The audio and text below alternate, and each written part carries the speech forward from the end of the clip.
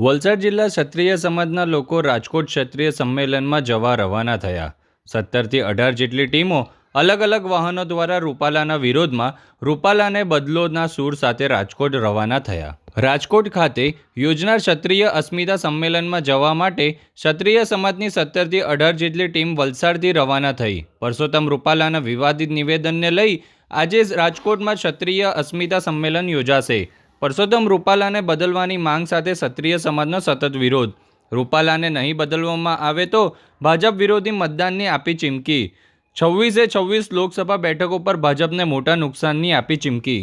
પહેલા તો સૌ પ્રથમ બધાને જય માતા જય રાજપૂતાના।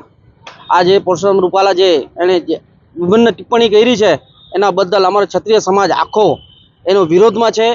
રાજસ્થાન, કચ્છ, કાઠિયાવાડ, યુપી, હરિયાણા તે ત્યાંથી ટોટલી અમારી જેટલા રાજપૂત ક્ષત્રિય સમાજ છે ટોટલી રાજકોટ આવા બધા રવાના થઈ ગયા છે અને આજ રાતના અમે પોતે નીકળવાના છીએ। આ વસ્તુનો અમને બહુ જ દુઃખદ થઈ કે આવી ભાજપની અંદર આવા નેતા આવું ખરાબ ટિપ્પણી કરી શકે એ વસ્તુનો અમને દુઃખ છે। ખાલી અમારી એક જ વિનંતી છે નરેન્દ્રભાઈ મોદીને કે બસ આ ટિકિટ એને રદ કરાવો અને કોઈ બી વ્યક્તિને આપો, અમે ભાજપને જીતાડી આપશું। અમે એ ફોર્મ ભરે, અમને કોઈ વાંધો નથી, પણ અમારું કહેવાનું એટલું કે 26 સીટ ઉપર અમારો ક્ષત્રિય સમાજને એક બી છોકરો, એક બી યુવાન વર્ગ, કોઈ લેડીઝ કોઈ વોટ નહીં આપે। એનું કારણ છે કે આ અમારે બેન દીકરીનો પ્રશ્ન આવી ગયો છે એટલે અમે આ વસ્તુ નહીં કરી સ્વીકારીએ। વલસાડથી કેટલા લોકો જઈ રહ્યા છે? વલસાડથી અમારી 16 થી 17 ટીમો જઈ રહી છે।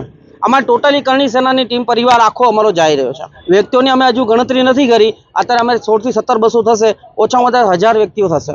હવે અમારા આગેવાનમાં એક તો અમારા રવિન્દ્રસિંહ ભાટી રાજપૂત યુવાના આખા એક ક્ષત્રિયના એક બહુ મોટા અત્યારે યંગસ્ટરના નેતા છે એ, પછી સુખદેવસિંહ ગોગામેળીના એમના ધર્મપત્ની અમારા ભાભી શાહ એ પણ ત્યાંથી રવાના થઈ ગયા, અને પ્લસ અમારા મહિપાલસિંહ મકવાણા અમારા રાજપૂત યુવાના ખાસ અગ્રણી એ બી ત્યાંથી નીકળ્યા છે રાજસ્થાનથી।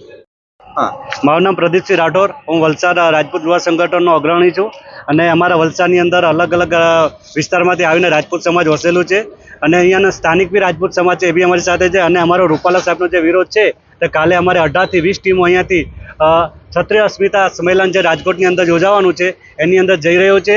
અને ભાજપના મોવડી મંડળને એટલી ખાસ વિનંતી છે કે હું બી એક ભાજપનો સક્રિય કાર્યકર્તા છું, પણ જ્યારે આપણે આપણા ગ્રુપની અંદર જ્યારે આવી કોઈ હલકી કક્ષાની ટિપ્પણી રૂપાલા જેવા કરતા હોય અને એની અંદર જો મોવડી મંડળ પગલું નહીં લે તો અમારા જેવા કાર્યકર્તાઓ બી ભાજપના વિરુદ્ધ જઈ શકે છે। અને જો હજુ પણ ઉમેદવાર બદલવામાં નહીં આવે, ટિકિટ જો રદ કરવામાં નહીં આવે તો આગામી દિવસની રણનીતિ શું રહેશે અને એનો બીજેપીને કેટલું નુકસાન થશે? એ તો આગામીની રણનીતિ જે છે એના માટે જ કાલે મિટિંગ છે અને એને 26 સીટ પર 100% નુકસાન થશે એટલે ગેરંટી અને ખાતરી આપું છું।